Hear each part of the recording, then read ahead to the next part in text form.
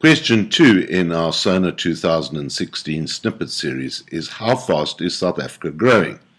The President will probably talk about economic growth rates and the fact that our growth rate has declined from 4% before 2008 to an average of 2% over the 10-year period we're currently dealing with. At the moment it's around 1%. But that's economic growth rate.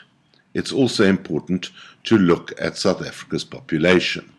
So if one takes the birth rate less the death rate, South Africa is growing by about 650,000 people per annum, or 50,000 people per month. That's enough to fill the calabash every 2 months, or 6 times a year.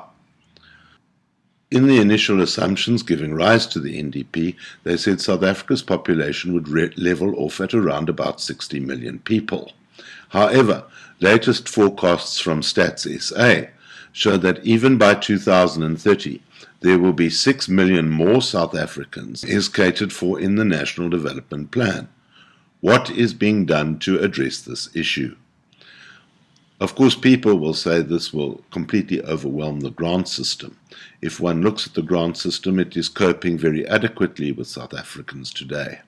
The problem that we get is the age group 15 to 64, or what we call the bulging middle.